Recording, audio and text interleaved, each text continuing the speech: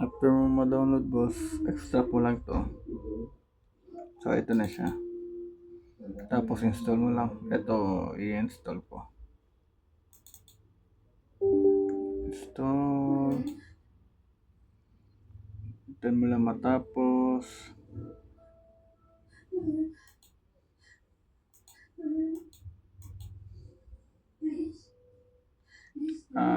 Wag lang muna.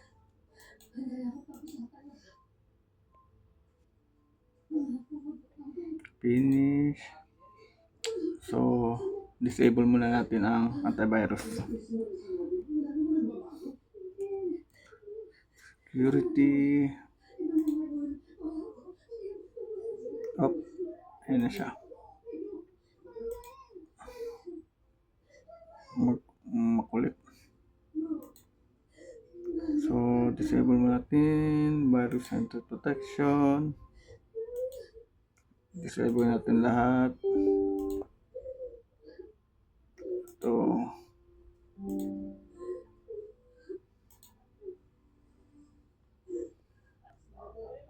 Tapos exclusion. Add folder. Bale, hanapin natin kung saan nakalagay yung di-download natin. Sa akin nandito sa download, tapos compress nandyan sa akin. So eto, internet. Select isa pa sa PC, C, Internet Download Manager. Select. Close na, balik dito. Extract natin ito isa. Open. Drag lang natin. 1, 2, 3 lang ang password. 1, 2, 3. Okay. Then na. So, ito. Copy lang natin. Copy. Punta tayo sa this PC. To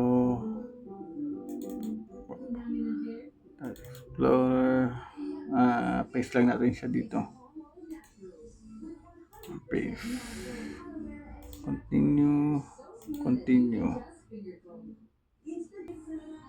So, after natin ma-copy, eto, run lang natin boss. Open. Then, okay.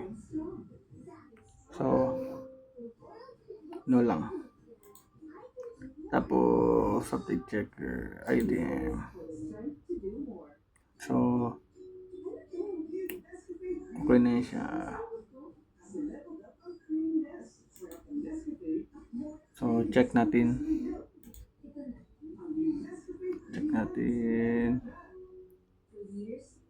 IDM.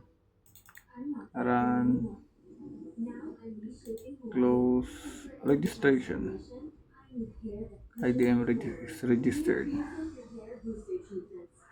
So, this is a lifetime license. Yun lang boss.